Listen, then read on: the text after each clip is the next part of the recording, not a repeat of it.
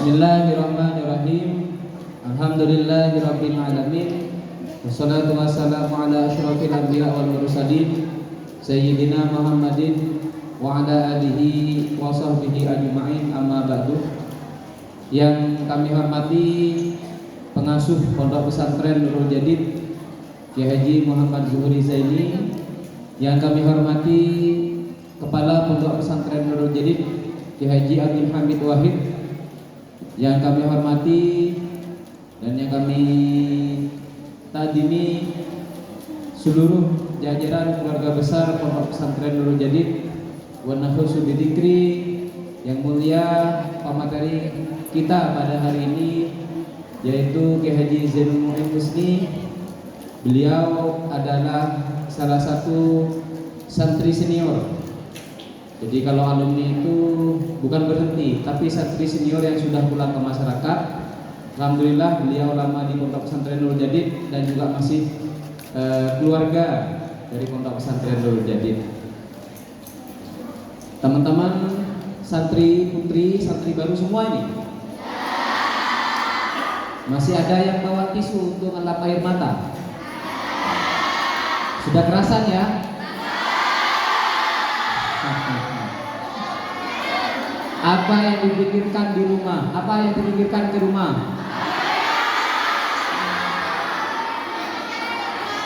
Jadi santri itu memang menderita tahun pertama, tapi tahun kedua akan menjadi berkah dan alhamdulillah. Karena dulu saya sama seperti kalian, nangis, gak kerasan, mau pulang gitu ya. Ya untung ada keamanan yang tidak diperbolehkan. Sekira mungkin beliau dulu waktu mondok juga begitu. Tidak ada ceritanya mondok itu langsung kerasan. Paling tidak kalau anak zaman sekarang ingat sama dan lain-lain. Alhamdulillah di kesempatan kali ini menjadi kegiatan rutin untuk teman-teman santri baru mulai sejak dulu. Jadi setelah ikut orang sabar dilanjutkan dengan bedah akmalul yaum. Sudah bawa akmalul yaum? Tapi akmalul yaumnya jangan dibedah, bukan disobek. Artinya kita mau mengkaji dan mengaji isi dan sejarah dari akmalul yaum. Apa artinya akmalul yaum? Amalan hari itu sudah ada sejak zamannya pendiri Pondok Pesantren Nurul Jadid. Siapa pendiri Pondok Pesantren Nurul Jadid? Berarti sabarnya sudah lulus. Hari ini nanti adik-adik minta tolong panitia dikondisikan ya. Yang bicara gantian. Bukan kalian tidak boleh bicara, yang bicara gantian. Nanti di awal dulu, beliau dulu, setelah itu waktunya kita kasih kepada teman-teman adik-adik semua untuk bertanya. Silakan mau nanya nggak apa-apa ya. Pertama-tama saya perkenalkan dulu biografi beliau. Nama Haji Zainul Mu'in Husni, LC. LC ini titelnya lulusan Arab Saudi. Tempat tanggal lahir Pamekasan. Ada di Pamekasan? Tepatnya di Pondok Pesantren Al-Falah Sumber Gayam, Kedung Pamekasan. Tanggal lahir 16 Januari 1958. Profil keluarga 1 istri, 5 anak, 2 laki-laki, 3 perempuan. Nomor HP-nya nanti kita catat ya. Oh ini sudah ada ini. Ya silakan dicatat. Riwayat pendidikan MI Al-Falah Pamekasan, Madrasah Muallimin 4 tahun Al-Falah, Madrasah Sanawiyah Agama Islam Negeri MTS IN Python, sekarang menjadi MTS Python, MTS Negeri. Yang kedua berikutnya Madrasah Aliyah Agama Islam Negeri MAIN, sekarang menjadi MAN 1 Probolinggo. Berikutnya Fakultas Dakwah Usuluddin Al-Jamiyah Al-Islamiyah Madinah Arab Saudi. Berikutnya Pasca Sarjana IAII Sukorejo Prodi Hukum Islam, konsentrasi Ahwal Asasiyah. Riwayat organisasi anggota Kesatuan Mahasiswa Nahdlatul Ulama Komisariat Madinah. Ada yang sudah pernah ke Madinah? Semoga kita semuanya sampai ke tanah suci. Anggota Perhimpunan Pelajar Indonesia Pemisahan Madinah, Khatib Suriah PCNU Pamekasan, Wakil Ketua Tamfidiyah PCNU Situbondo, Wakil Rais Suriah PCNU Situbondo, Rais Suriah PCNU Situbondo sampai sekarang. Riwayat pekerjaan atau profesi: guru Madrasah Sanawiyah Nurul Jadid, pembantu ketua 2 dan dosen sekolah tinggi ilmu syariah Yunisma sekarang UIN Pamekasan, dosen tetap Fakultas Syariah dan Ekonomi Islam Institut Agama Islam Nurul Jadid sekarang menjadi Universitas Nurul Jadid dengan Fakultas Syariah, dosen Mat Ali Sukorejo, dosen Mat Ali Nurul Jadid dan ketua Dewan Pengawas Suriah BPR Syariah Situbondo. Itu riwayat singkat dari beliau. Sebelum kami haturkan, sekali lagi catatannya monggo dibuka, alat tulisnya disiapkan, konsentrasi, tidak boleh bicara, tidak boleh ngobrol. Kalau tidur, kalau ngantuk nggak apa-apa, daripada bicara ganggu yang lainnya. Sering mengerti? Sepakat? Biar barokah pertemuan ngaji ini, kita tawasul dulu kepada pendiri dan para pengasuh pondok pesantren Nurul Jadid. Semoga kita diakui sebagai santri beliau dan kita diberikan ilmu yang bermanfaat dan barokah. Yang belum kerasan semoga cepat kerasan. Alhamdulillah wa bikum salihah. Al-Fatihah.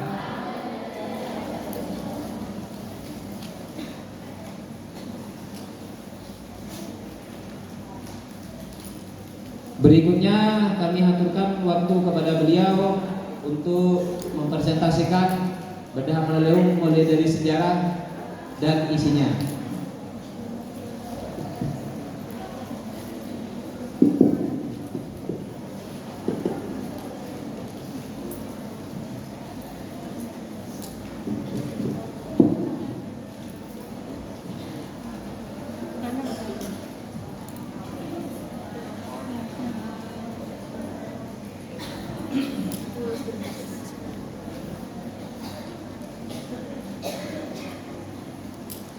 Assalamualaikum warahmatullahi wabarakatuh.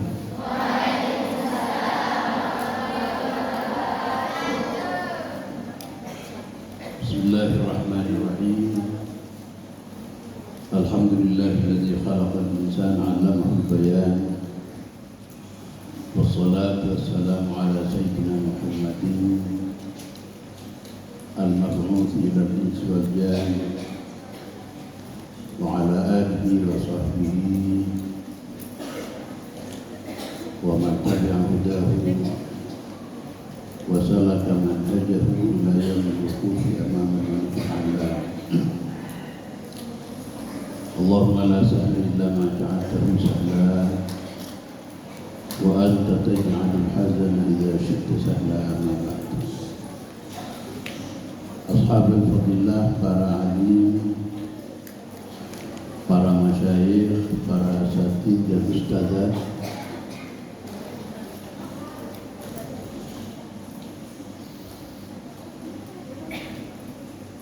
khususnya Al-Fadhil Ibnu Mifdal, pengasuh pondok pesantren Nurul Jadid Ki Haji Muhammad Sufi Zaini, Al-Fadhil Ibnu Mifdal, kepala pondok pesantren Nurul Jadid Ki Haji Abdul Hamid Abdul Wahid, Al-Ustaz Zainul Hasan selaku pimpinan pembina komisariat di PPNU Nurul Jadid, pimpinan komisariat di PPNU Nurul Jadid yang saya muliakan semuanya, para ustazah, para pengurus pesantren Putri Nurul Jadid, adik-adik sekalian, santri-santri baru Nurul Jadid, hafizakumullah jami'an wa matta'ana bi kulli hayatikum wa tamam sihhatikum amin. Alhamdulillah, saya bersyukur bahwa pada saat ini saya masih diberi tambahan tambahan umur, masih diberi kesehatan sehingga hadir dengan baik. Alhamdulillah pada kesempatan ini semuanya adalah bifadlillah, dengan karsa dan kuasa Allah Subhanahu wa taala. Mudah-mudahan bermanfaat ya. Siap untuk mengamalkan ini semuanya? Alhamdulillah. Sebagai bagian dari guru dan dosen Nurul Jati, saya menyampaikan ucapan selamat datang kepada kalian semua yang telah ditakdirkan oleh Allah Subhanahu wa taala untuk menimba pendidikan di Pondok Pesantren Nurul Jati. Sengsara, iya, pasti. Seberapapun majunya sebuah pesantren, sekurang-kurangnya rasa tidak enak itu pasti ada. Tetapi itulah memang yang harus dijalani oleh seorang penuntut ilmu, siapapun, laki-laki ataupun perempuan, tua maupun muda, harus menjalani ketidaknyamanan hidup di pesantren demi untuk meraih ilmu yang banyak dan bermanfaat. Mudah-mudahan dikabulkan oleh Allah Subhanahu wa taala. Imam Syafi'i rahimahullah dalam sebuah bait syairnya beliau dawuh, "Wa man lam yadhuq dhulla ta'allumi sa'atan tajarra'a dhullal jahli tula hayatihi." Barang siapa yang tidak bersedia untuk meregup ketidaknyamanan pada saat menuntut ilmu, maka siap-siaplah untuk bodoh sepanjang hidupnya. Ingin bodoh? Yang kita inginkan adalah pandai, alim, menguasai kitab kuning, dan juga paham ilmu-ilmu sosial dan sains modern, tetapi tetap berbekal ketakwaan di hati. Rasulullah SAW dalam sebuah hadis diriwayatkan bersabda, "At-taqwa hahuna." Rasulullah menunjuk dadanya sendiri mengatakan, "At-taqwa hahuna." Takwa itu di sini. Jadi berbekal ketakwaan kepada Allah Subhanahu wa taala, ilmu diperoleh dari Allah Subhanahu wa taala banyak barakah dan manfaat, kemudian dihiasi dengan al-akhlaqul karimah. Mudah-mudahan semua menjadi penghias diri masing-masing daripada kita yang hadir pada saat ini. Amin ya rabbal alamin. Saya mondok di sini, kalau riwayat hidup sudah tadi dibacakan, ya begitulah saya. Cuma mungkin perlu ditambah dengan 6 cucu, 1 istri, 5 anak, 6 cucu sekarang. Alhamdulillah, banyak anak itu lebih baik daripada kaya harta tetapi miskin anak. Lebih baik banyak anak, apalagi kaya juga. Alhamdulillah. Salah satu anak saya perempuan nomor 2 itu istrinya Fayyad, Muhammad Al-Fayyad. Yang pertama Naufal itu alhamdulillah pernah tetapi tidak sampai selesai mengenyam pendidikan di Al-Azhar di Kairo. Kemudian Mabrurah itu yang nomor 2 istrinya Fayyad, pernah di Yaman 4 tahun. Elsie juga. Kemudian yang ketiga Nadia itu dari alumni Nurul Jati juga. Setelah itu melanjutkan kuliah di pendidikan biologi Universitas Islam Negeri Syarif Hidayatullah Jakarta. Yang keempat dan kelima sekarang masih di Al-Azhar di Kairo. Kebetulan 3 hari yang lalu pulang untuk yang ketiga, yang keempat ini menikah. Setelah itu balik lagi bersama istrinya ke Kairo. Jadi saya bertambah tanggungan saya menjadi Kalau tadi hanya 2 menjadi 3 tanggungan saya di daerah setelah itu. Doakan mudah-mudahan tetap mampu untuk membiayai dan istiqamah dalam pendidikan berkat doa kalian semua. Amin ya rabbal alamin. Saudara-saudara sekalian yang saya muliakan, kembali kepada apa yang saya sampaikan tadi, saya masuk Nurul Jadid ini pada tahun 1972. Saya masih mengikuti almarhum Ki Haji Zaini Abdul Mun'im, pendiri dan pengasuh pertama Pondok Pesantren Nurul Jadid. Beliau wafat tahun 76. Jadi 76 beliau wafat. Saya masih tinggal di sini setahun. Setelah itu kemudian melanjutkan pendidikan tinggi. Dari sini sudah kuliah sebenarnya, tetapi hanya 1 tahun. Kalau sekarang 2 semester. Dulu belum ada sistem semester. 1 tahun di sini, kemudian mendapatkan beasiswa untuk kuliah di Al-Jami'ah Al-Islamiyah di Madinah Al-Munawwarah. Alhamdulillah saya sempat bersama kawan-kawan NU di Madinah mempunyai satu komunitas yang disebut KMNU, Keluarga Mahasiswa NU. Di situ ada diskusi-diskusi. Jadi perkuliahan, di perkuliahan kita menerima ajaran terutama Wahabi antara lain, karena itu memang pokok di sana. Tetapi di diskusi-diskusi KMNU kami berbicara tentang NU dan mendiskusikan ajaran Wahabi yang kami terima di fakultas. Alhamdulillah pulang ke Indonesia saya tetap NU. Dan sampai sekarang alhamdulillah Rais Suriah cabang Situbondo. Alhamdulillah masih ditakdirkan berkumpul dengan kalian semuanya. Kita buka slide. Yang pertama ingin saya sampaikan di sini adalah bahwa kitab ini terbit kira-kira memang di awal saya masih mondok pada tahun 72. Majmu'atul A'malil Yaumiyah ini terbit pertama kali tidak begitu namanya, tetapi Majmu'atul A'malil Yaum itu nama yang pertama. Saya masih punya buku yang terbit pertama dari pesantren, itu dicetak dengan stensil.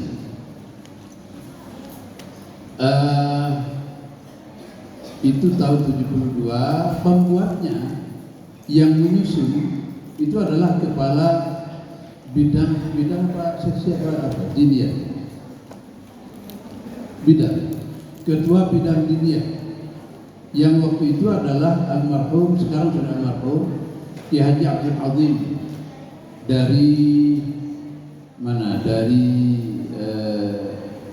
Pondok Pesantren An-Nuqayyah wilayah Saboy Jeri Sumeneb. Ini merupakan santri senior waktu itu. Saya mondok itu beliau sudah senior. Beliau kepala bidang diniyah di pesantren. Beliau susun kitab ini, kemudian ditasbih oleh almarhum pendiri Ki Haji Zaini Mun'im pada tahun itu juga. Setelah itu kebetulan pesantren waktu itu masih mendapatkan entah apa bantuan apa beli mesin stensil. Kalau Anda tahu mesin stensil berarti umurnya sama dengan saya. Mesin stensil itu sudah nggak ada sekarang karena memang nggak laku, karena adanya sekurang-kurangnya fotokopi, dan ada yang lebih maju daripada itu mesin cetak offset dan lain sebagainya, sehingga mesin stensil sekarang sudah tidak laku.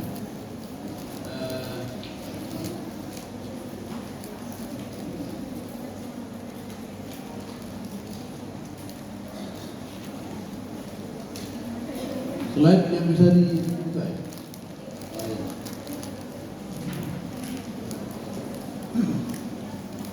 Setelah ditasbih kemudian dicetak di atas mesin stensil. Saya alhamdulillah ikut bantu-bantu juga karena itu diputar manual, nggak ada yang listrik. Apalagi listrik pada waktu itu hanya hidupnya jam 5 sampai jam 12 malam dengan pakai mesin diesel. Kalau soal mandi jangan ditanya. Waktu itu kalau tidak salah jumlah santri itu masih 600-an. sudah dengan putri, lebih banyak putrinya tahun 72 itu. Itu saja waktu itu sudah untuk mandi susah. Karena apa? Karena keterbatasan sumber air, belum digali seperti sekarang ini. Belum ada sumur bor, tapi yang ada sumur. Ada, seingat saya, ada kamar-kamar mandi dan WC di dalam selatan Kiai Haji Hasan Abdul Wafi, kemudian di Belmas belakang masjid, kayaknya masih ada sekarang itu. Kemudian ada di Gang A, dekatnya SMA ini, SMP SMA dulu. Yang paling menakutkan dulu itu adalah yang di Gang A. Kalau sudah jam 9 ke belakang, santri sudah nggak berani kita, karena dikenal berit, banyak coba. Kalau pagi antri untuk mendapatkan giliran mandi itu masih antri dulu. Yang nggak sabaran atau karena ada keburu mengikuti kegiatan, biasanya mandi di tempat terbuka di sumur. Gantian, timbanya gantian. Jadi belum ada dap, belum ada apa waktu itu. Pakai telesan, sarung yang dipakai bergantian.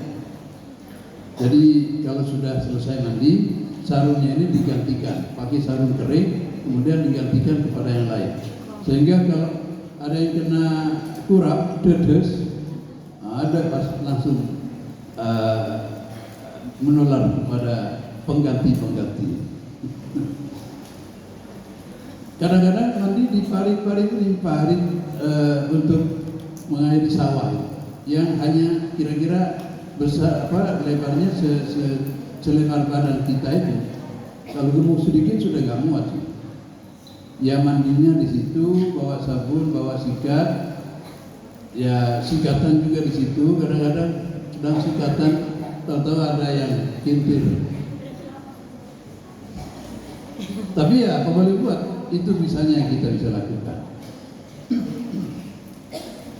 Itu dulu. Kalau makan nggak ada dispenser, nggak ada apa, langsung ke sumur. Makan, setelah makan kemudian minumnya ke sumur. Merem kalau minum itu. Kalau nggak merem banyak lantai gitu, nggak jadi minum.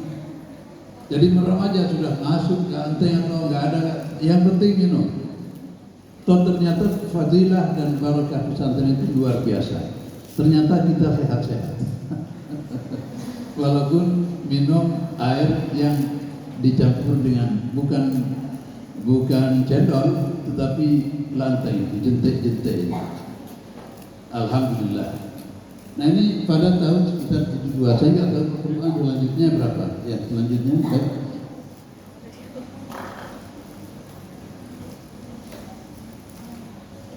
Lanjut. Ya. Kita mau menunjukkan tentang kandungan materinya. Bagian-bagian yang ada di dalam amalul yaum terdiri dari amalan-amalan antara lain zikir, wirid, hizib, doa, selawat dan kasidah-kasidah keagamaan yang bernuansa tawasul. Nah saya ingin uraikan sekarang tentang apa zikir, apa wirid, apa hizib, apa doa itu. Zikir arti asalnya adalah ingat atau menyebut. Ingat Allah atau menyebut Allah Subhanahu wa taala. Itu zikir. Zikir ini salah satu keistimewanya adalah dia bisa diucapkan di mana saja asalkan bukan tempat yang tidak baik. Di WC jangan berzikir. Tetapi zikir itu ada 3 dimensi. Ada dimensi lisan, ada zikir lisan, ada zikir badan, dan ada zikir hati. Kalau hati itu berzikir sepanjang hidup, sepanjang masih tidak tidur, kapan saja, di mana saja boleh. Pada saat buang air di toilet berzikir terus nggak apa-apa kalau hati, tapi lisan tidak boleh. Karena apa? Karena ini merupakan ucapan-ucapan suci yang harus dilindungi dari ketercemaran dengan tempat maupun waktu yang tidak baik. Oleh karena itu untuk lisan ini tidak diperbolehkan di sembarang tempat. Itulah kenapa kemudian pernah, saya tidak tahu tahun berapa, Al-Azhar itu menerbitkan satu fatwa yang mengharamkan ringtone HP itu terdiri dari ayat Al-Quran, selawat, azan, atau apalagi kasidah-kasidah keagamaan, tidak boleh, haram hukumnya. Kecuali kalau HP-nya diletakkan di luar, tapi resikonya hilang, atau dititipkan teman yang ikut bepergian bersama kita misalnya, boleh, nggak apa-apa. Tapi kalau dibawa ke WC, jangan-jangan pada saat kita asik-asiknya termenung di kloset, tahu-tahu Allahu Akbar, Allahu Akbar, wah itu mencemarkan azan di tempat yang tidak baik. Oleh karena itu maka diharamkan. Pakai ringtone musik aja atau apa saja yang bukan amalan ataupun hal-hal yang sifatnya mu'azzam atau dihormati. Itulah kenapa Rasulullah Sallallahu Alaihi Wasallam diriwayatkan oleh Sayyidina Anas bin Malik dalam sebuah hadis sahih, Rasulullah itu kalau masuk ke WC atau khala, kalau dalam istilah kita itu khala itu artinya tempat sepi, karena dulu tidak ada WC di zaman Rasulullah, tetapi yang ada adalah membuang air di tempat sepi. Jadi biasanya kalau membuang air itu keluar dari permukiman ke tempat yang kemudian tidak terlihat oleh orang lain. Mungkin ada gundukan tanah, maka kemudian menyelinap di balik gundukan tanah ini, buang air di sini. Itu namanya khala, artinya tempat sepi. Rasulullah kalau membuang air itu cincinnya biasanya dilepas. Bukan karena tidak boleh pakai cincin ke tempat seperti itu, bukan. Tetapi karena di cincin Rasulullah itu ada tulisan yang disebut dengan khatamun nubuwah, yaitu tulisannya Muhammadun, di atasnya Abduhu, di atasnya lagi wa Rasuluh. Jadi ini cincin ini sekaligus juga dijadikan stempel. Kalau Rasulullah kirim surat pakai tinta kemudian distempelkan ke surat itu. Itu mengandung kata-kata suci, sehingga oleh karena itu pada saat masuk ke WC tidak dibawa oleh beliau ke tempat beliau melaksanakan hajat. Itulah kemuliaan zikir. Zikir apa saja silahkan. Sallallahu alaihi Muhammad itu selawat, bisa hasbunallahu ni'mal wakil, la ilaha illa anta subhanaka inni kuntu minadh dhalimin, astaghfirullahal azim, hasbunallahu ni'mal wakil. Itu semuanya adalah zikir-zikir yang tidak tersirat maupun tersurat di dalamnya permohonan kepada Allah Subhanahu wa taala. Cuma sekedar menyebut Allah saja tanpa permintaan. Nah, kalau di situ disertai dengan permintaan, maka itu namanya doa. Apa bedanya doa dengan iltimas? Kalau doa itu adalah permohonan dari yang bawah kepada yang atas, santri kepada kiai, itu namanya bukan doa ya, tetapi kepada Allah Subhanahu wa taala itu disebut doa. Tetapi kata doa sendiri bisa juga berarti dakwah. Dakwah itu artinya undangan, mengundang seseorang atau menyeru orang untuk masuk Islam, itu adalah dakwah.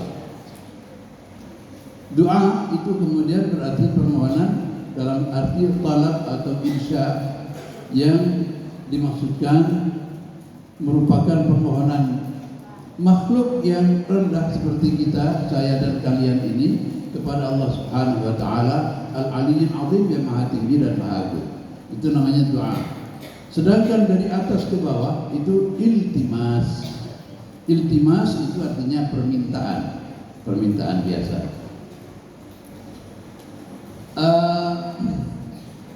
Kemudian ada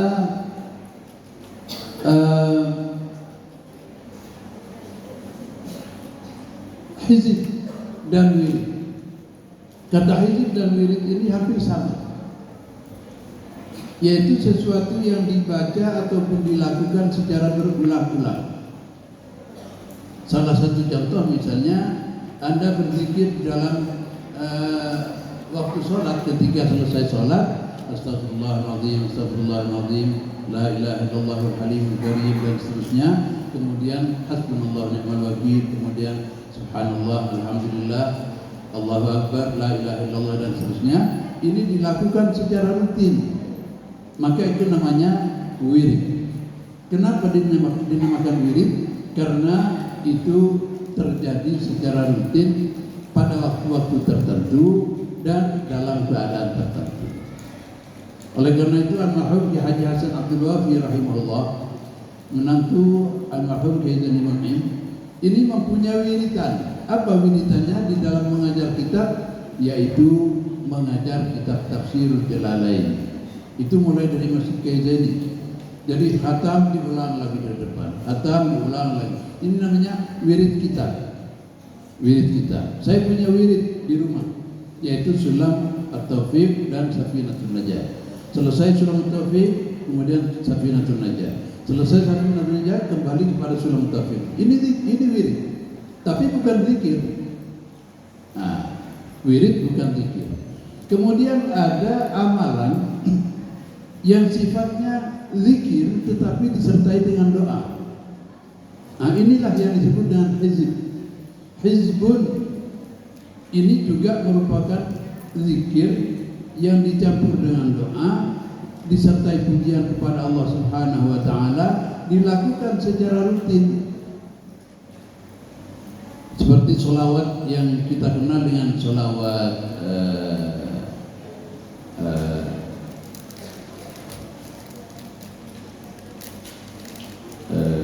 karangan Syekh Muhammad Al-Jazuli itu. Ini sholawat ini rutin mulai dari hari Senin ada sholawatnya sendiri, wirdu yaumil itsnain. Kemudian setelah itu hari Selasa ada lagi hizib yang lain. Setelah itu ada lagi hizib yang lain hari Selasa, hari Rabu. Kemudian hari Kamis lain, hari Jumat lain, kemudian hari Sabtu lain, hari Ahad lain. Nah, setelah itu masuk kepada Senin mulai dari awal lagi. Seperti sholawat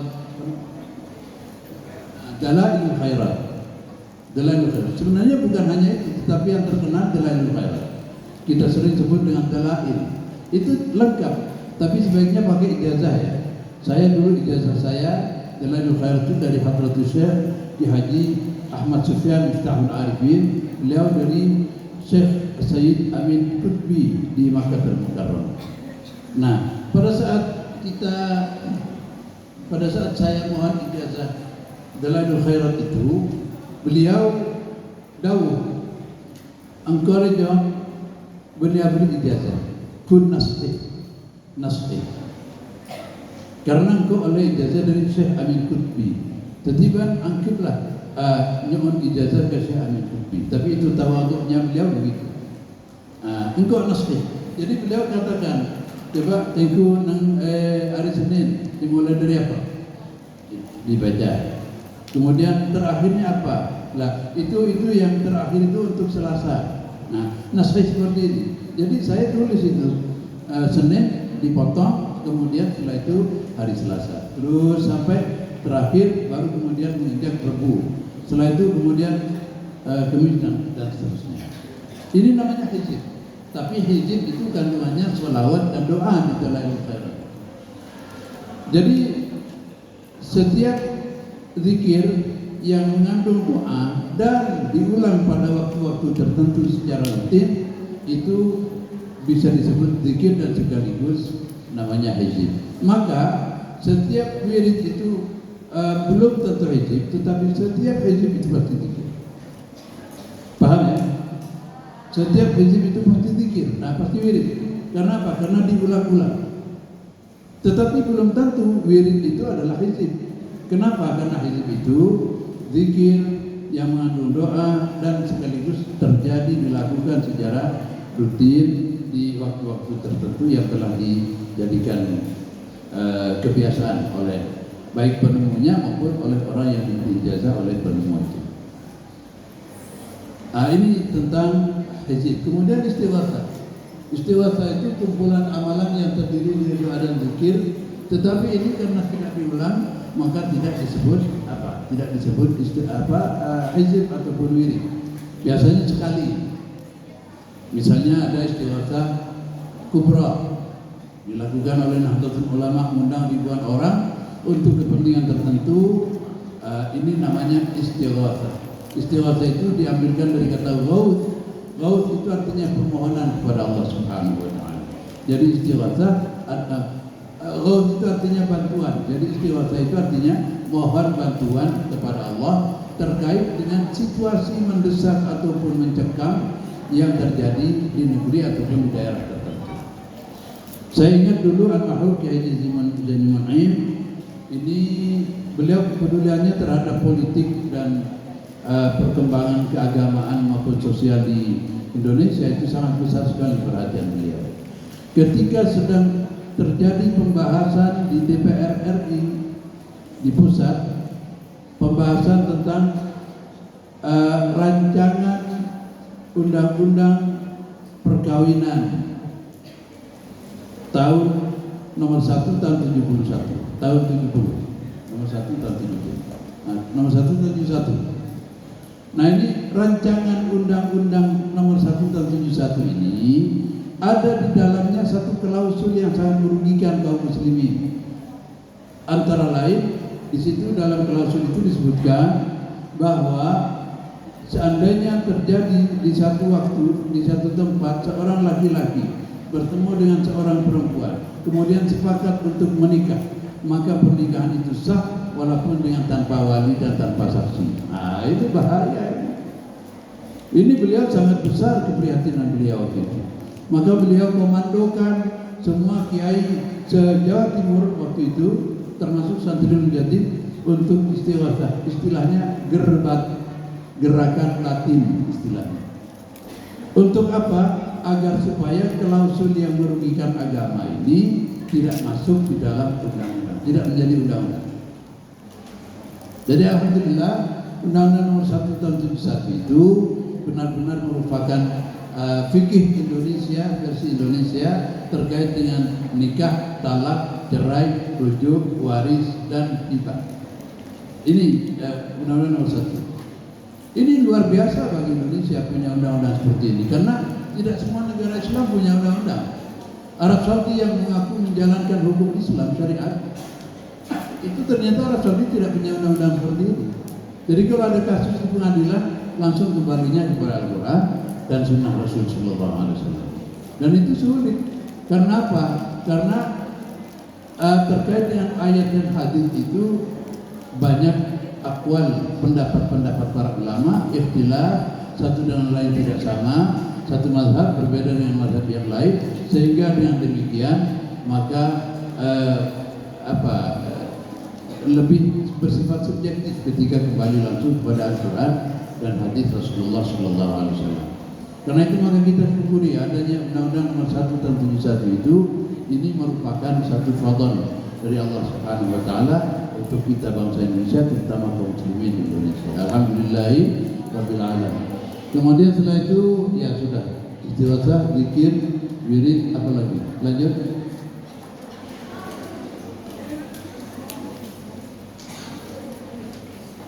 Kemudian sholawat, sholat sunnah. Ini yang terjadi yang termaktub di dalam sholat, di dalam amal beliau. Sholat di situ banyak sekali, antara lain sholat hajat dengan kaifiah tertentu kita sangat paham, seperti dilakukan setiap satu wage, malam satu wage di Nur Jadid ini bersama santri dan alumni. Itu 2 rakaat dengan Al-Kafirun dan Al-Ikhlas. Al-Kafirun kalau tidak salah 10 kali, Al-Ikhlas 10 kali. Kemudian setelah salam kemudian membaca ayat sajdah apa saja, antara lain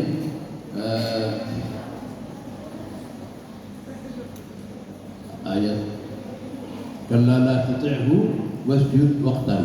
Kemudian setelah itu sujud baca kalau tidak salah hasbunallahu ni'mal wakil, subhanallah walhamdulillah wala ilaha illallah wallahu akbar dan seterusnya. Kemudian setelah itu mohonkan hajatnya kepada Allah Subhanahu wa taala. Ini yang dilakukan di Pondok Pesantren Nur Jadid dengan ijazah dari Hadratus Syekh Haji Zaini Ma'in. Sebenarnya sholat hajat itu sholat apa saja dengan niat hajat. Saya biasa melakukan sholat hajat, ya niatnya sholat hajat Al-Kafirun pada rakaat pertama dan Al-Ikhlas pada rakaat yang kedua. Setelah itu doa. Tapi saya baru saja mendapatkan ijazah tentang ini. Setelah sholat itu, setelah salam, bukan di sujud terakhir kita dianjurkan untuk membaca Ya Wadud, Ya Dzal Arsyil Majid, wa ya fa'al lima yurid, as'aluka bi'izzika alladhi la yura wa bimulkika alladhi la yudham wa bin nurika alladhi mala'a arkana arsyika hajati, apa kebutuhannya, keinginannya disebutkan di dalam sujud yang terakhir. Kalau capek menyebutkan hajatnya karena banyak, sebutkan antaqti hajati wa amali wa muhati wa ta'lamuha ya Allah.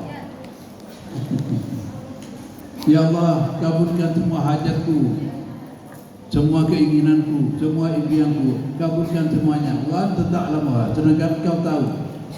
Jadi kita berkata kepada Allah, ya Allah, Kau tahu apa yang ku mau. Selesai. Walaupun tidak disebutkan satu persatu. Nah, ini sholat insya Allah semuanya ada di sini. Termasuk sholat hari raya, sholat tasbih, sholat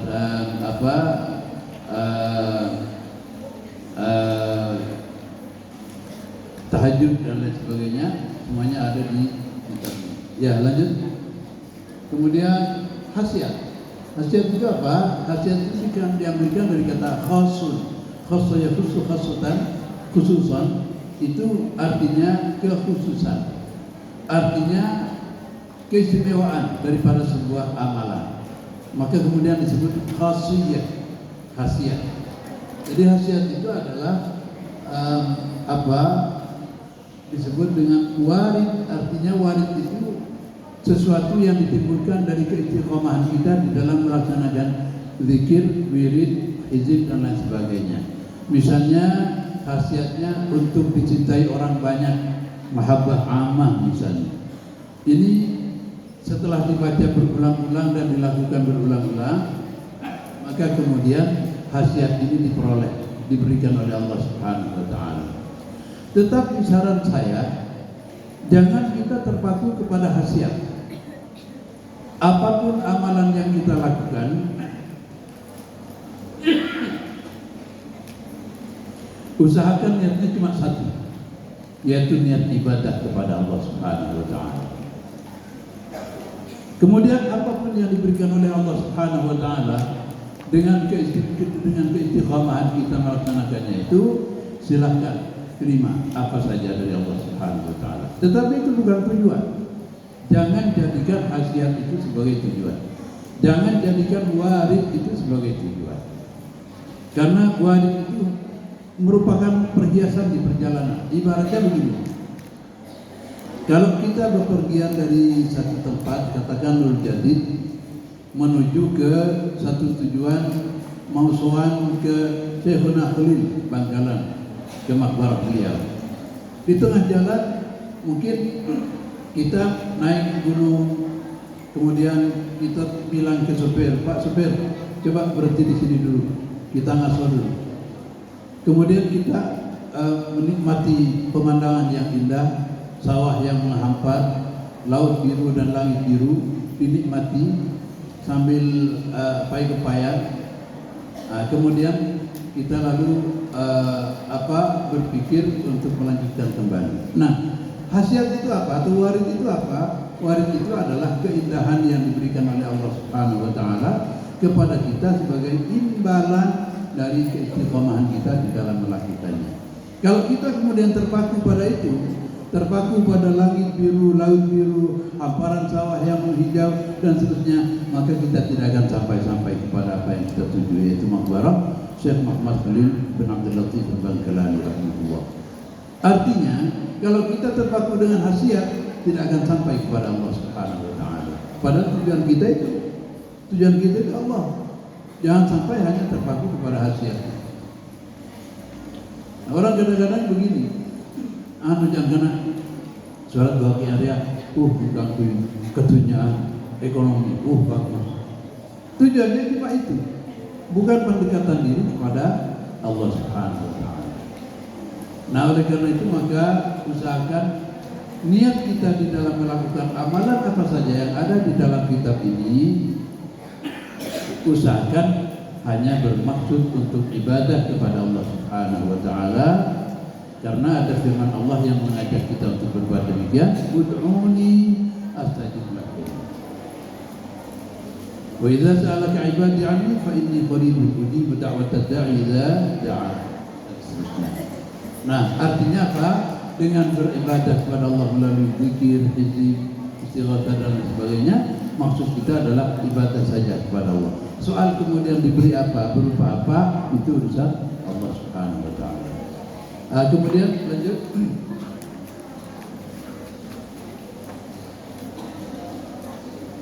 Ada hizib-hizib juga di sini. Kita lihat di sini ada dimulai dari Hizbul Ikhfa, Hizbul Nasr. Setelah selawat-selawat, silakan dibuka halaman 18 kalau tidak salah. Ada Hizbul Nasr. Dimulai dari di sini Hizbul Autad ya. Hizbul Autad adalah bentuk jamak dari kata watad yang berarti tali. Hizbul Autad disusun oleh Syekh Abdul Qadir Al-Jailani, dibaca 3 kali sebelum dan sesudah sholat. Kemudian manfaat atau khasiatnya untuk ketenangan hati dalam menghadapi gelombang pasang surut kehidupan. Yang kedua, akan selalu mendapatkan pertolongan yang tak terduga saat menghadapi masalah apapun. Yang ketiga, untuk kelapangan rezeki. Yang keempat, sebagai mahabbah ammah, artinya disenangi halayak, disenangi publik, tampil di sebuah forum, tampil di mana misalnya di pengajian sebagai penceramah, sebagai muhadir atau muhadirah, orang senang dan mendengarkan apa yang kita sampaikan. Ini insyaallah dengan Hizbul Autad. Ya, lanjut. Kemudian Hizbul Nasr. Hizbul Nasr ini juga ada banyak versi. Ada susunan Imam Al-Ghazali, ada susunan Syekh Abdul Qadir Al-Jailani. Kemudian ada juga yang sangat terkenal itu adalah Hizbul Nasr Asy-Syadzili, karya atau susunan Syekh Abdul Hasan Asy-Syadzili rahimahullah. Syekh Abdul Hasan Asy-Syadzili ini dikenal memang sebagai ahli tasawuf yang sangat banyak susunan-susunan zikir, wirid dan lain sebagainya. Benti-benti beliau itu menyusun beberapa amalan yang sangat ya mungkin berdasarkan ilham dari Allah Subhanahu wa Ta'ala. Antara lain di sini saya ingin menyampaikan tentang Hizbul Nasr Asy-Syadzili. Tidak ada keterangan tentang waktu mengamalkan, tetapi saya mengamalkannya di waktu pagi sesuai dengan yang memberikan ijazah kepada saya, Kiai Jubaidi Mulakini. Kemudian ada itu sangat bermanfaat untuk apa? Mendatangkan kewibawaan bagi pengamalnya dalam berbicara dengan pejabat ataupun orang yang ditakuti. Yang kedua, penangkal sihir, santet, teluh dan semisalnya. Kemudian untuk mengobati segala macam penyakit, untuk memperoleh keadilan. Coba kita lihat Hizbul Nasr Asy-Syadzili. Dari maknanya saja jelas. Wa qala Musa inni a'udzu bi rabbi wa rabbikum min kulli mutakabbirin la yu'minu bi yaumil hisab. Nabi Musa bersabda, "Ya Allah, aku berlindung kepadamu, kepada Tuhanku dan kepada Tuhan kalian semua, min kulli mutakabbirin, dari keburukan setiap orang yang sombong yang tidak beriman kepada hari hisab." Kemudian di sini ada kata-kata misalnya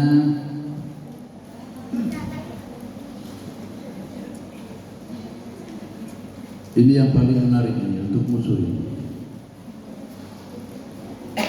Antaj'ala kaida man kadana fi nahri. Jadikan tipuan orang yang menipu kami justru mengenai dirinya sendiri. Wa makraman makaramina aidan alaih. Dan orang yang melakukan makar terhadap kita justru makarnya kembali kepada dirinya sendiri. Wa hafra man hafara lana hafratan waqi'an huwa fiha. Dan barang siapa yang menggali lubang untuk kita, mudah-mudahan dia jatuh sendiri ke lubang yang dia gali. Ini salah satu yang terdapat di dalam Hizbun Nasr Syadzili. Kemudian ada amalan hasbanah. Hasbunallah ni'mal wakil. Hasbunallah ni'mal wakil itu dimulai dari ayat alladzina qala lahum an-nasu innan nasa qad jama'u lakum fakhshawhum wa zadahum imanan wa qalu hasbunallah ni'mal wakil hasbunallah ni'mal wakil hasbunallah. Itu 450 kali pagi setelah subuh. Setelah 450 maka dilanjutkan ayatnya. Fanqalabu bi ni'matin minallahi wa fadlin lam yamsashum su'. Fanqalabu bi ni'matin minallahi wa fadlin lam yamsashum su'. 7 kali, setelah itu dilanjutkan. Lam yamsashum su' wa tabawu ridwanallah wallahu dzul fadlin 'adzim. Ini amalan hasbanah atau hasbunallah ni'mal wakil. Kemudian lanjut untuk menghancurkan musuh. Lalu hizbul ikhfa. Ikhfa itu artinya, kata ikhfa sendiri dari kata khafiyun yang berarti samar. Jadi ikhfa ini artinya menyamarkan. Ini tidak ada keterangan juga tentang waktu mengamalkan, tapi manfaatnya untuk membentengi diri dari serangan sihir, santet, panah api, dan lain sebagainya. Di samping membentengi diri juga serangan sihir akan kembali dengan sendirinya kepada si pelaku. Ini dengan hizbul ikhfa. Kemudian untuk kekebalan terhadap senjata api, senjata tajam. Jadi pisau celurit itu menjadi lemes. Saya dulu punya seorang kenalan ahli kanuragan. Dia itu kalau bawa pisau, itu pisau yang panjang itu untuk menyembelih sapi itu. Tapi nggak repot dia, tak balai kasongke. Jadi pisau itu dibacakan apa, dilemuskan, kemudian digulung pisau itu, ditaruh di sakunya. Kalau diperlukan, ya orang boleh, dipelancir boleh, tetilah tiga. Nah ini luar biasa. Ini dari amalan hizbul ikhfa. Demikian juga senjata api, ditembak tak letup, maka letup tak mati. Nah ini salah satu istimewaan hizbul ikhfa. Ya lanjut.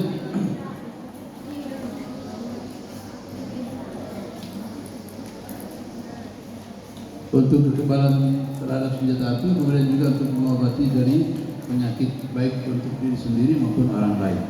Lanjut. Hizbul sakrat, ini keras. Ini ditulis, disusun oleh Imam Ali bin Abi Bakar As-Sakran. Karena ilmu ini merupakan ilmu tingkat tinggi yang memiliki aura panas dan keras. Tidak ada keterangan tentang waktu mengamalkan.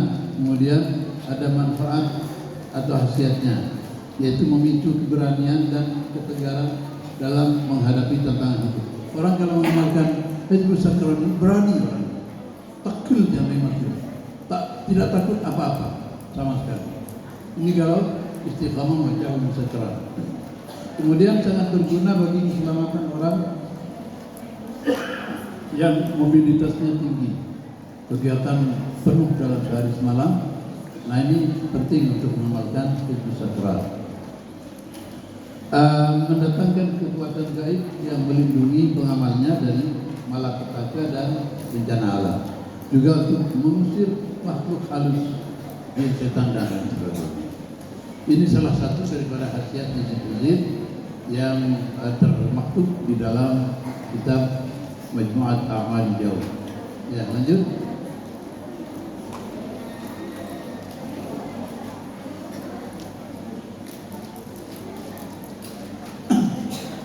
Kemudian tradisi ijazah. Ijazah itu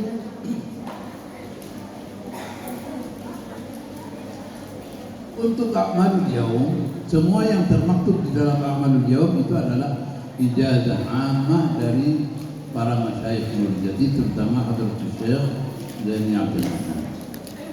Oleh karena itu, dengan mengamalkan ini berarti kita telah mengamalkan sesuatu yang diijazahkan oleh Syekh Zaini Abdul Mun'im dan semua pengasuh berikutnya setelah itu.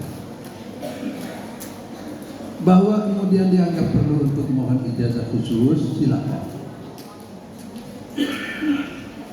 Soal kepada Kiai Supri misalnya, Kiai saya mohon untuk mendapatkan ijazah izin apa misalnya, silakan. Atau amalan apa, silakan. Lebih utama lagi, karena dimaksudkan itu adalah sanadnya. Jadi pertalian keguruan, pertalian keguruan dari murid kepada gurunya lagi, sampai kepada penemu pertama yang mendapatkan ilham pertama kali, itulah yang penting. Sehingga amalan itu tidak liar, tetapi benar-benar diperoleh dari sumber yang valid dan meyakinkan. Oleh karena itu maka saya sarankan agar kalian istiqamah mengamalkan ini, biasanya di mushola atau masjid bersama-sama dari maghrib sampai isya. Itu dari dulu begitu, memang tidak boleh turun. Hanya ada sebagian yang boleh turun, mungkin pengurus dan lain sebagainya. Jadi keistiqamahan ini penting karena dalam hadis dikatakan al-istiqamatu ainul karamah, bahwa istiqamah itu adalah inti daripada kekeramatan. Keramat itu bukan banyak tamu, bukan mantik, tapi karamah itu adalah istiqamah. Keistiqamahan kita di dalam melaksanakan amalan-amalan apa saja, termasuk sholat yang 5 waktu, itu merupakan inti daripada kekeramatan yang harus kita raih. Saya kira demikian saudara-saudara sekalian, mudah-mudahan bermanfaat dan kita diberi kemampuan untuk mengamalkan sekedar maksud ibadah kepada Allah Subhanahu wa taala dan menadah barakah dari para pengasuh, terutama Hadratus Syekh Zaini Abdul Mun'im yang tanpa barakah para beliau maka kita tidak akan mendapatkan manfaat daripada ilmu yang kita peroleh. Saya kira demikian, terima kasih. Wassalamualaikum warahmatullahi wabarakatuh.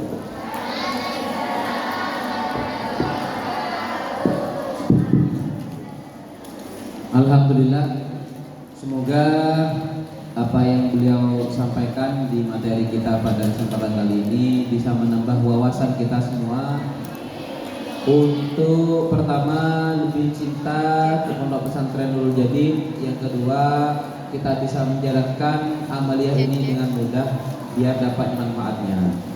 Kesimpulannya, intinya kita mondok di pondok pesantren manapun, wabil khusus di Pondok Pesantren Nurul Jadid, jangan hanya belajar untuk mencari ilmu, tapi juga perlu yang namanya dikir furduwi. Biasanya di pondok itu juga ada tradisi teman-teman ya, tapi gak wajib. Ada puasa sunnah, puasa Senin Kemis, puasa Asyura dan lain-lain. Itu bagian dari tradisi yang ada di pondok pesantren. Amalul yaumnya masih ada. Itu silakan setelah kalian jadi santri Pondok Pesantren Nurul Jadid dan sekarang sudah mulai paham isi dan manfaat serta faedahnya, bisa diamalkan sesuai kegiatan yang sudah ada dan bisa mengamalkan sendiri ya. Berikutnya kami beri waktu kepada hadirat semua karena tidak ada hadirin untuk bertanya. Untuk bertanya minta tolong teman-teman rekanita IPPNU difasilitasi mikrofon ya. Saya karena ini sudah jam 10.17, sebelum jam 11 sudah harus selesai karena berkaitan dengan aturan pesantren. Kami persilahkan 5 orang untuk bertanya. Silahkan maju ke depan, ditunjuk oleh panitia rekanita IPPNU. Monggo acungkan tangan. Ya bagus ya. Sebutkan nama, alamat dan sekolahnya. Yang lain, kalau jadi santri itu tidak boleh minder, tidak boleh takut untuk bertanya ya. Silakan, monggo. Rekan kita ini di depan ini ada ini. Angkat tangannya deh. Nah. Iya, yuk. Ini di depan juga ada ini. Berapa Kakak Rita minta tolong nih di depan sama di tengah. Maju aja ke depan nih. Di mejanya panitia. Yang mau tanya silakan ya. Sebutkan nama, alamatnya dari mana, dan sekolahnya di sini sekolah apa. Monggo adiknya yang di tengah tadi sudah megang mic. Sudah? Ayo. Kami persilahkan pelan-pelan saja.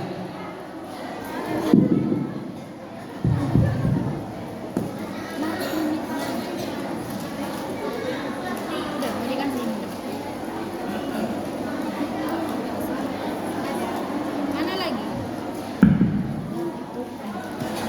Iya, data lagi tak salah. Mana lagi?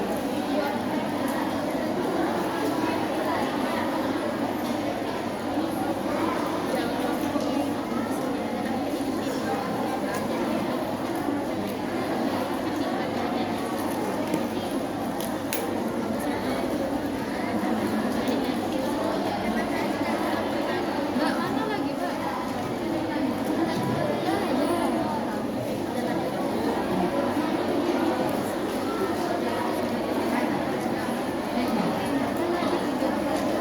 Bagi yang ingin bertanya diharap untuk maju ke depan.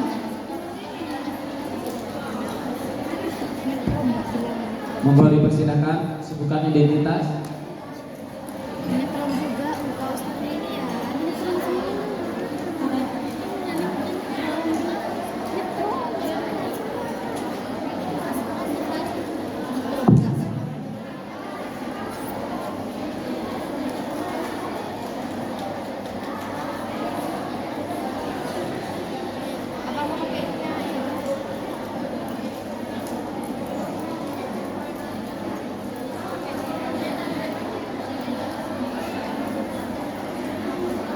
Iya, sudah.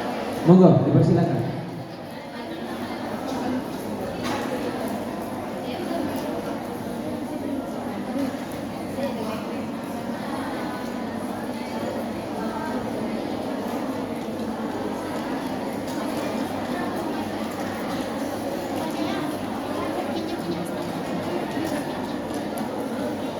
Mic-nya ada?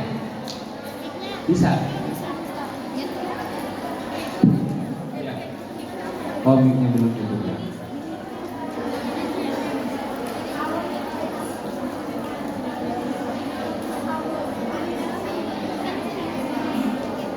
Ya, monggo.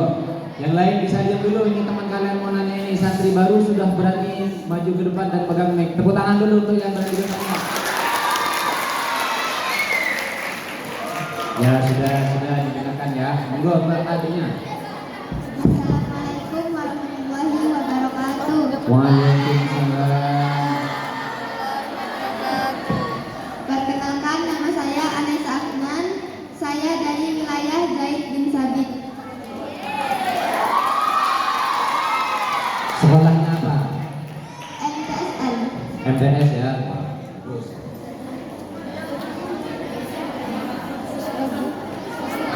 Monggo. Saya ingin bertanya, Ustaz. Ya. Di bagian Hizbul IPA itu kan manfaatnya kan membentengi diri. Itu maksudnya kayak gimana?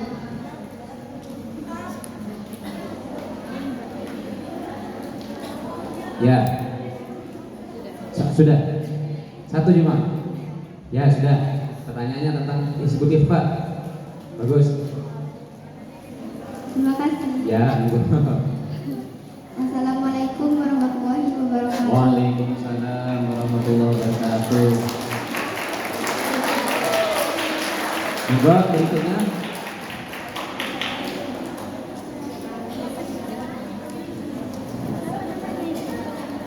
Assalamualaikum warahmatullahi wabarakatuh. Waalaikumsalam. Halo semua, perkenalkan nama saya Azhara Nurani Putri, biasa di Batubara. Saya dari wilayah Al-Hasyimiyah dan dari sekolah SMP Nurul Jati. Sekolahnya apa? SMP Nurul Jati. SMP ya. Oh, pertanyaannya. Ayo yang lain gantian. Monggo.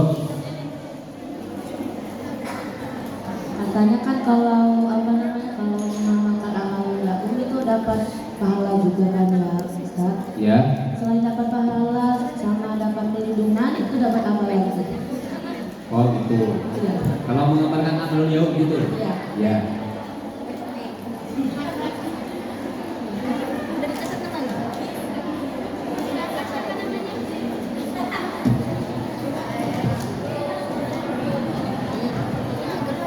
Bagus. Berikutnya.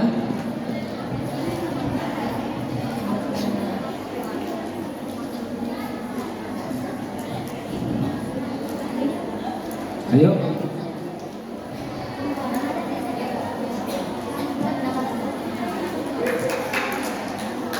Assalamualaikum warahmatullahi wabarakatuh. Waalaikumsalam warahmatullahi wabarakatuh.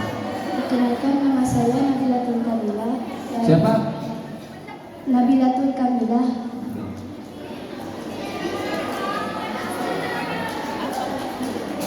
Asal saya dari Sumatera Utara, Ya. wilayah Azania. Azania. Sekolahnya apa? Sekolahnya MTS Sumatera. MTS. Monggo pertanyaannya apa? Saya izin bertanya Ustaz, Ya, agak dekat, agak dekat. siapa pengarang asli Amalul Yaum? Oh, ya, bagus. Baik, terima kasih Ustaz. Assalamualaikum warahmatullahi wabarakatuh.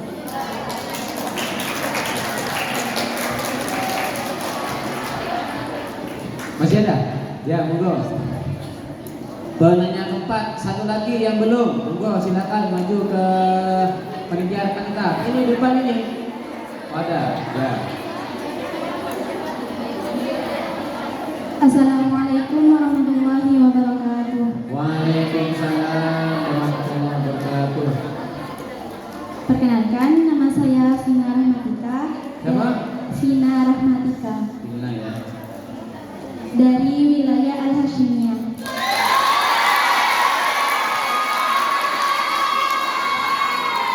Lembaga pendidikan saya dari Manje. Manji. Ya, monggo. Saya izin bertanya Ustaz. Ya. Saya punya kenalan. Kenalan saya itu menanyakan tentang faidahnya salat tahajud. Dia dari kecil memiliki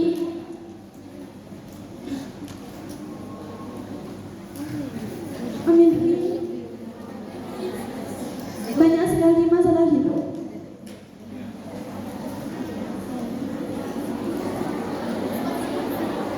Di antaranya diusir oleh keluarganya, tidak bisa menggapai karirnya,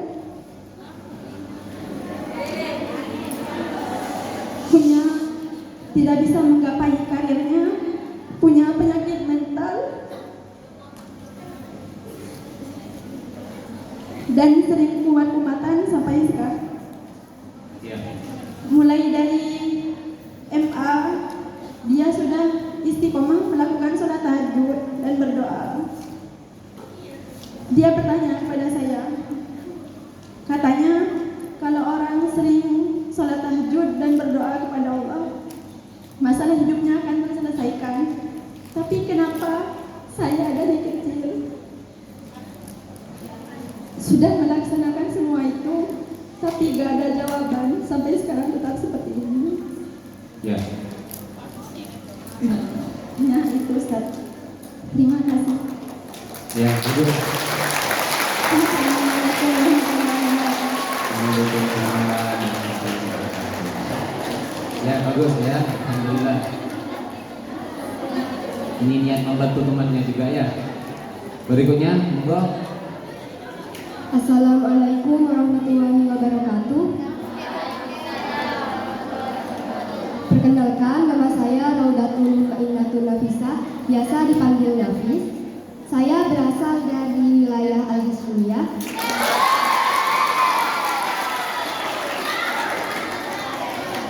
Lembaga SMP. SMP. Monggo. Saya ingin Hizbun Nasr, salah satu manfaatnya adalah untuk menghancurkan musuh. Itu musuh yang seperti apa?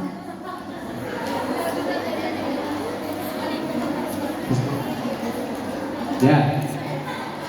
Sudah, masih ada. Terima Bagus. kasih Ustaz. Assalamualaikum warahmatullahi wabarakatuh. Waalaikumsalam warahmatullahi wabarakatuh.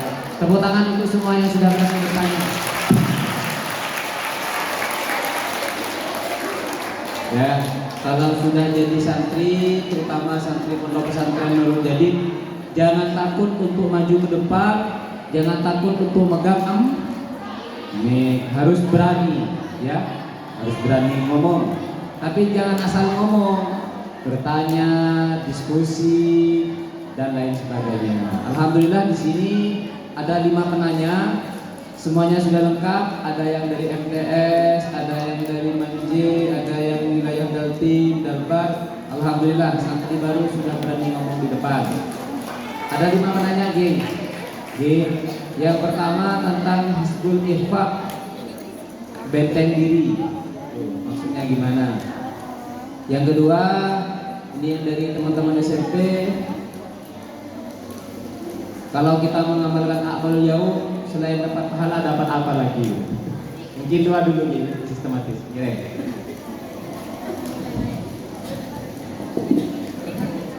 Bismillahirrahmanirrahim. Wabillahi nasta'in. Amma ba'd. Pertama pertanyaan tentang Hizbul Ihfaq, membentengi diri. Benteng dari apa? Benteng dari musuh. Musuh itu ada musuh yang tampak dan ada musuh yang tidak tampak. Yang tidak tampak itu bisa makhluk halus, jin, setan. Orang kadang-kadang kena sihir. Dalam keyakinannya dia yakin sihir orang. Bisa jadi apa yang di dalam dugaannya itu bahwa dia kena sihir itu bisa jadi iya, memang betul. Bisa jadi itu. Tetapi ingat, jangan sampai menuduh sembarangan. Karena sihir itu bukan hanya dari manusia, tetapi juga bisa dari setan ataupun jin. Itulah kenapa dalam sunnah kita itu dilarang buang air ke lubang di tanah, kecuali lubang yang memang disiapkan untuk itu ya, seperti WC misalnya, itu lain. Tapi lubang tanah yang menurut Anda dikira lubangnya jangkrik, padahal di situ di dalam itu bersemayam seorang jin misalnya. Bayangkan saja kalau Anda sedang tiduran, kemudian dikencingi orang lain, senang nggak dikencingi orang? Ya, jin juga tidak senang. Oleh karena itu dilarang oleh Rasulullah SAW kencing di lubang tanah, tidak boleh. Pertama karena menghormati makhluk sesama ciptaan Allah Subhanahu Wa Taala. Itulah kenapa kita tidak boleh beristinja dengan tulang, karena tulang itu makanannya jin. Hormati juga makanan mereka itu, tidak boleh dikencingi, tidak boleh dijadikan alat untuk beristinja. Haram hukumnya. Kencing di lubang juga sekurang-kurangnya hukumnya makruh. Tapi ada ulama yang mengatakan itu haram. Itu karena apa? Karena ada kemungkinan jin tinggal di dalam lubang itu, sehingga karena merasa dihina maka dia sihir. Ada pernah terjadi itu dulu, seseorang setelah kencing tahu hitam tubuhnya, seluruh badan, sekujur badan hitam seperti terbakar. Nah, setelah ditanyakan pada seorang kiai, betul ternyata kena sihir, tetapi yang menyihir bukan manusia. Jadi jangan sampai menuduh tetangga kanan kiri, jangan. Karena ada kemungkinan juga Anda bersalah kepada jin sehingga disihir oleh jin itu. Nah, dengan Hizbul Ihfaq ini insya Allah ini akan menjadi benteng kita. Apa yang diinginkan keburukan oleh orang lain itu tidak masuk kepada kita. Apakah itu sihir dengan maksud membunuh, dengan maksud menyantet, dengan maksud pelet atau pelet. Nah, pelet itu misalnya orang yang tidak senang disenangkan, dibuat senang. Nah ini dipelet berarti. Nah itu nggak masuk semuanya itu. Sehingga Anda bisa istiqamah belajar di pesantren, tidak tolak-tolak kepada apa saja. Nah dengan berkat amalan hikmah ini antara lain, di samping amalan-amalan yang lain. Kemudian yang kedua,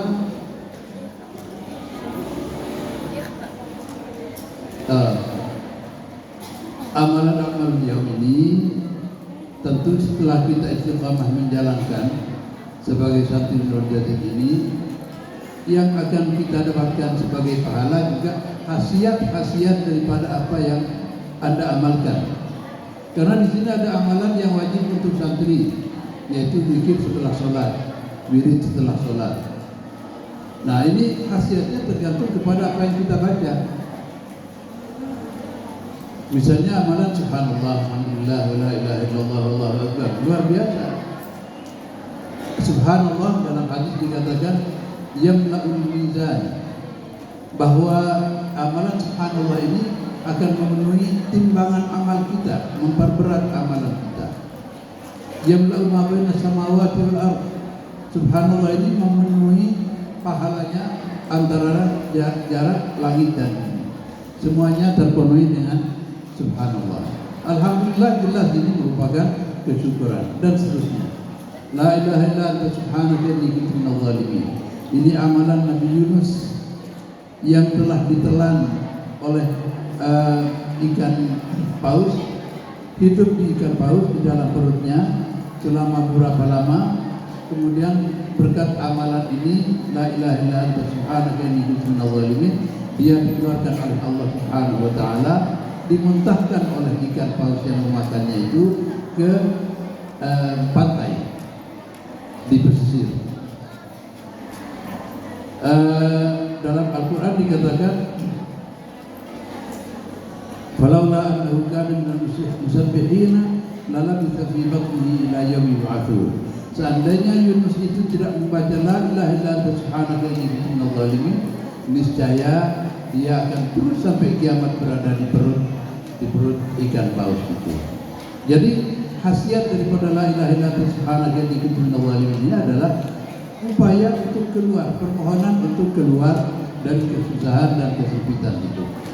Rasulullah bersabda dalam sebuah hadis, ajaban li du'ai akhi Yunus, aku sangat kagum terhadap doanya, zikirnya saudaraku Yunus ini alaihi salatu wassalam.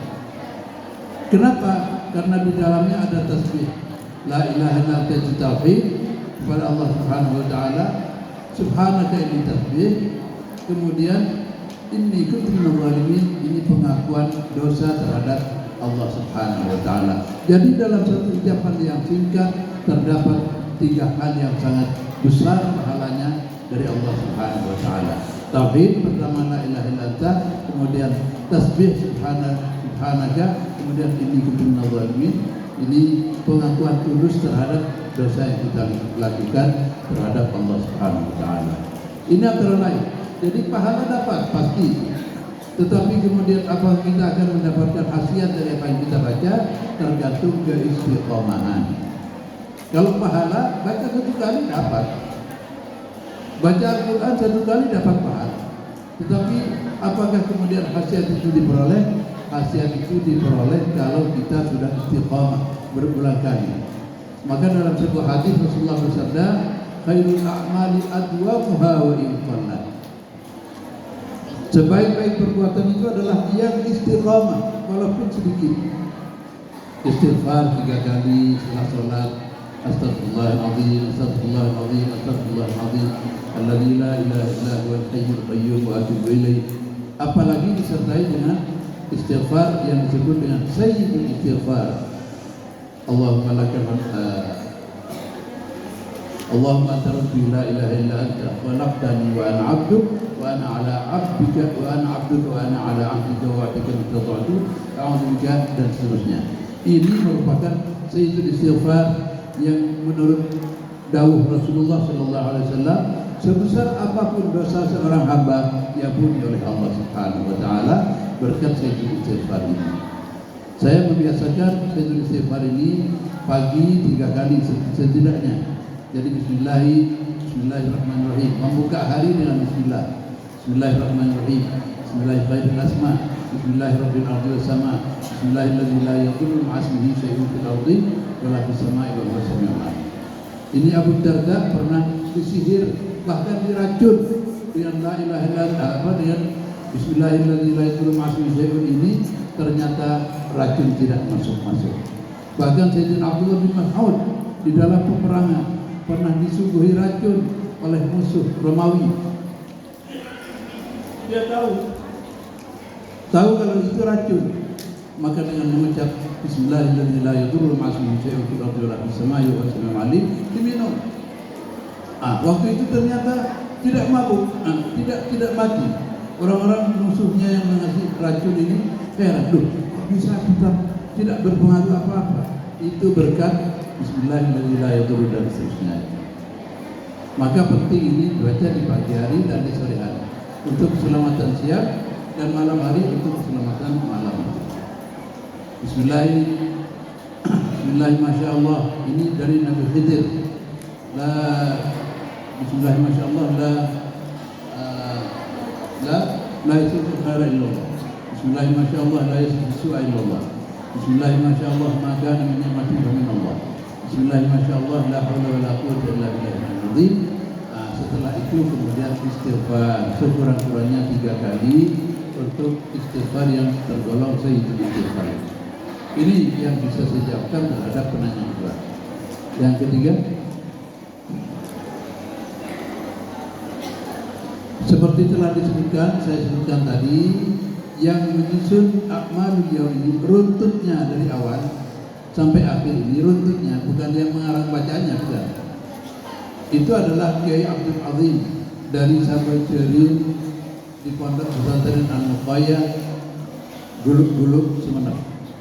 Ada yang dari Sumeneb? Banyak.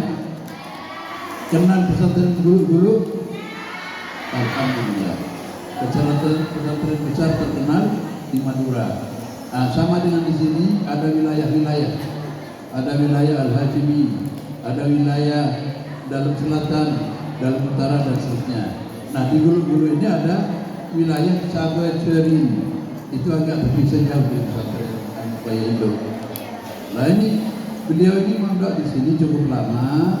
Saya masuk ke sini, beliau sudah kuliah. Saya padahal masuk kelas 1 aliyah. Beliau sudah kuliah waktu itu. Jadi santri senior. Nah, beliau kepala kuliah waktu itu. Setelah itu telah disusun ia juaki, ia toraki ke Jani Mu'in rahimahumullah jami'an. Nah, kemudian direstui oleh Gejani. Awalnya saya mengira bahwa ini susunan Gejani, dan saya sampaikan kepada Gejuhri. Tapi ternyata Gejuhri dahulu waktu itu enggak benih dari apa ya. Ada dari Kidul Adin, cuma kemudian ditafsir di apa. Nah itu, ini tahu Gejuhri saya. Ya, saya kira itu. Terima kasih. Salat tahajud. Saya ingin sampaikan dulu salat tahajud ini dalam fikih dikatakan bainahu fihi umumun wa khusus. Salat tahajud itu ada keumuman, ada kekhususan.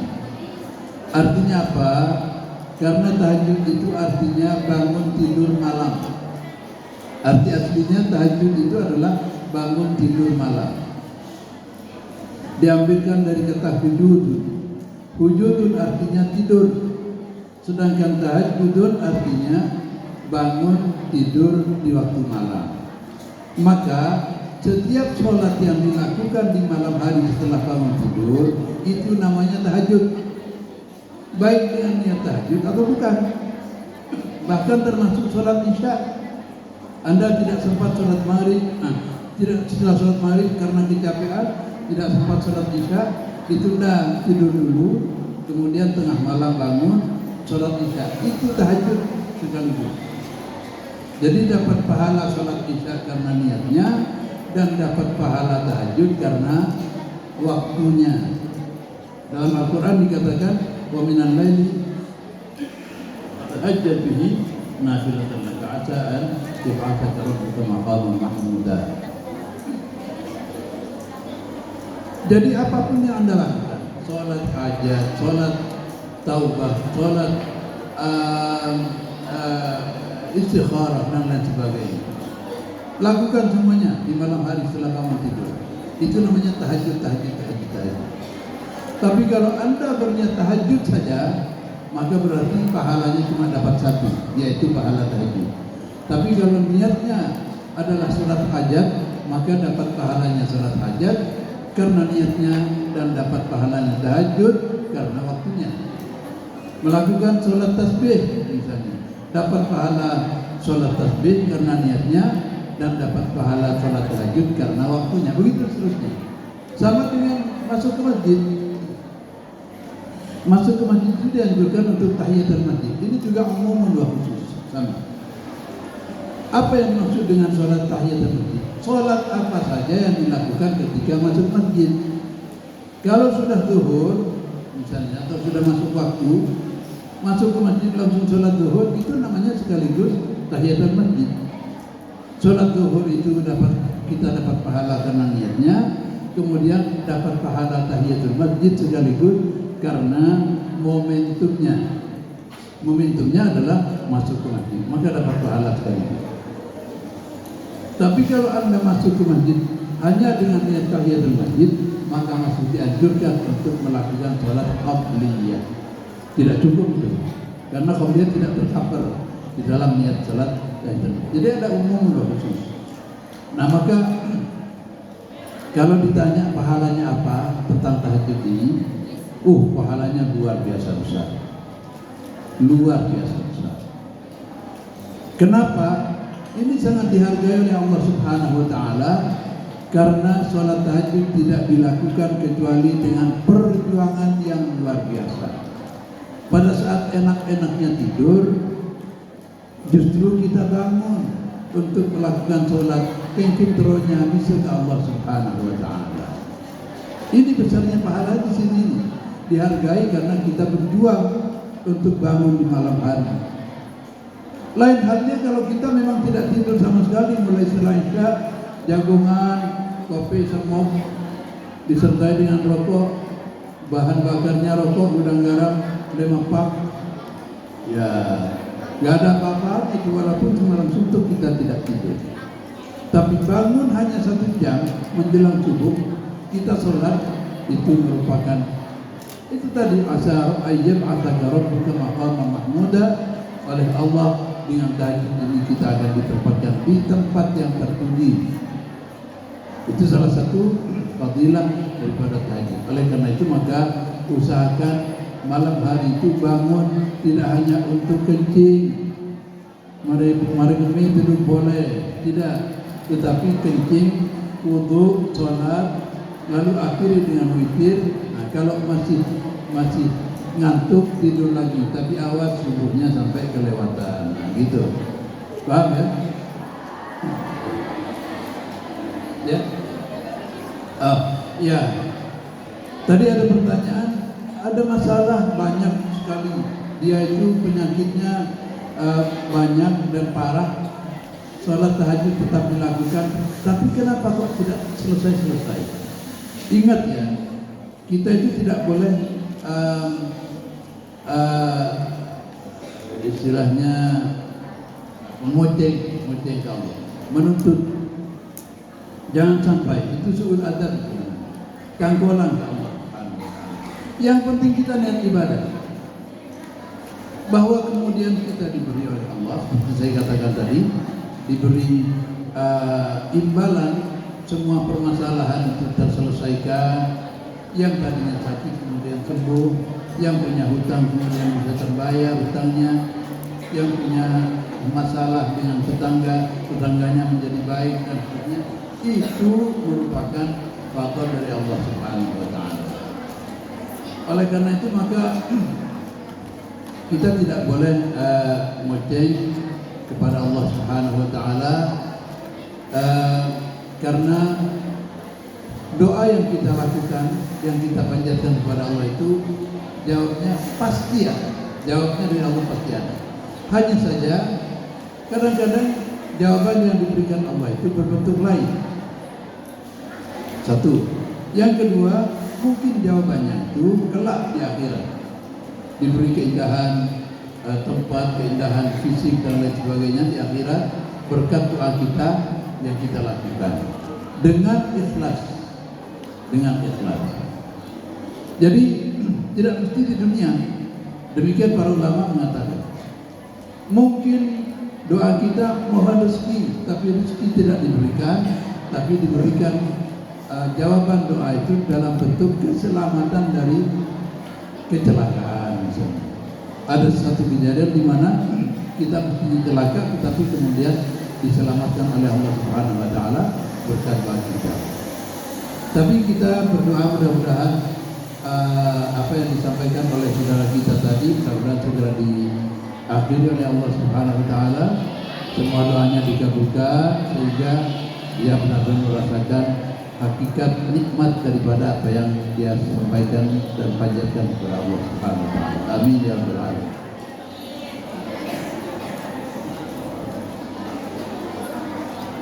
Hizbun Nasr itu yang Asyadili maupun yang Abdul Qadir Jailani itu kedua-duanya adalah untuk menangkal keburukan orang lain, baik itu setan, jin maupun manusia, sihir, telur, pelet dan lain sebagainya, insya Allah ditangkal dengan Hizbun Nasr Asyadili sesuai dengan maknanya. Coba suatu saat nanti bisa diadakan kajian mendatangkan Ustaz Zainul Hasan ini tentang makna daripada Hizbun Nasr Asyadili. Luar biasa maknanya, luar biasa. Jadi karena itu maka penting untuk mengetahui makna agar supaya kita bisa menghayati apa yang ditulis di dalam Hizbun Nasr ini oleh Syekh Abdul Hasan Asyadili. Saya kira demikian. Terima kasih. Wassalamualaikum warahmatullahi wabarakatuh.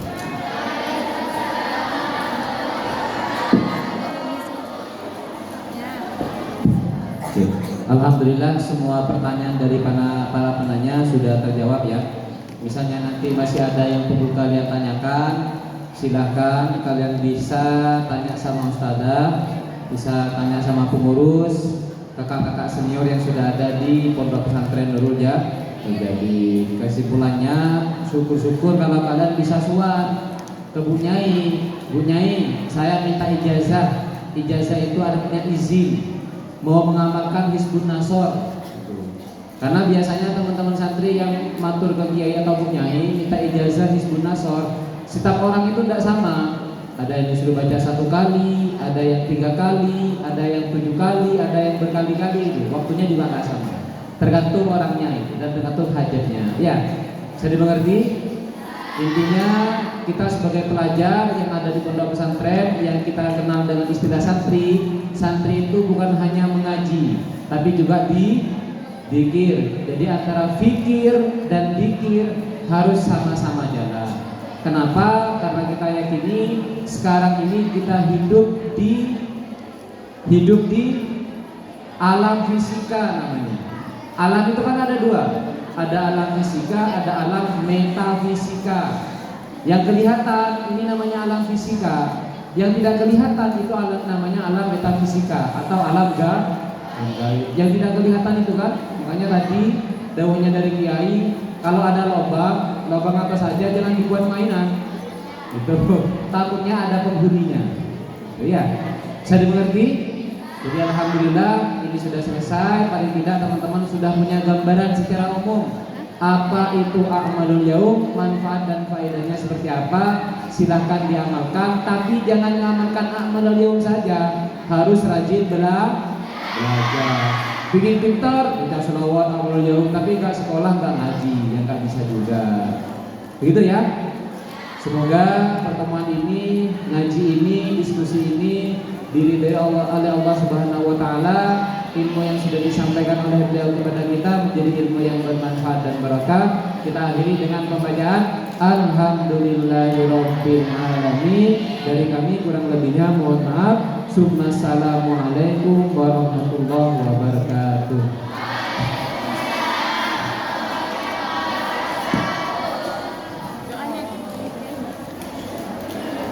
Terima kasih banyak kami sampaikan kepada Ustadz Zainul Hasan yang telah memandu jalannya forum dengan sangat baik. Kami juga mengaturkan terima kasih yang mendalam kepada yang terhormat Kyai Haji Zainul Mu'in Husni FAG atas ilmu dan pencerahan yang telah beliau berikan. Sebagai bentuk ungkapan terima kasih dan apresiasi yang mendalam dari segenap panitia, acara berikutnya adalah penyerahan cendramata kepada pihak penyaji. Penyerahan cendramata ini akan diserahkan secara langsung oleh Ustadz Zainul Hasan kepada yang terhormat Kyai Haji Zainul Mu'in Husni FAG. Kepada beliau kami haturkan.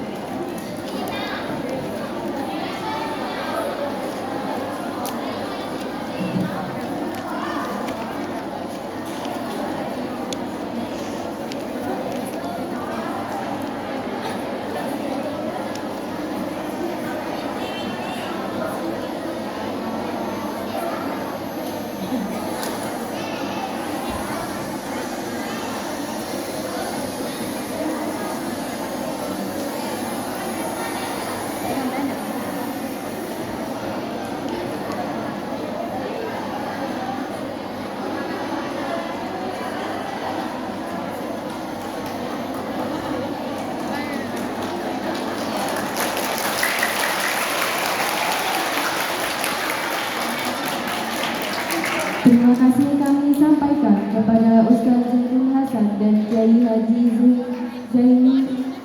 Zainul Mu'in Husni MAG. Hadirin yang kami hormati, tidak terasa kita telah sampai di penghujung acara Beda A'mal Yaum 2026.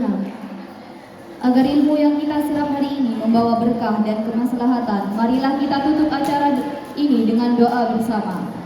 Sesi doa ini akan dipimpin langsung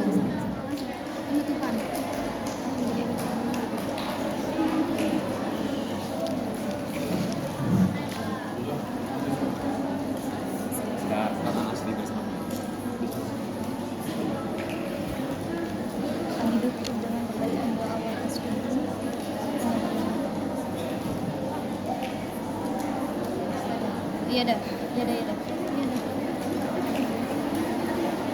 Satu-satu ada ya.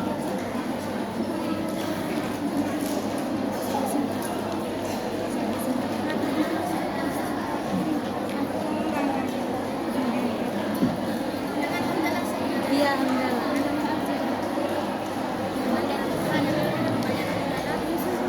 agar ilmu yang kita serap hari ini membawa berkah dan kemaslahatan. Marilah kita tutup acara ini dengan pembacaan basmi hamdalah bersama.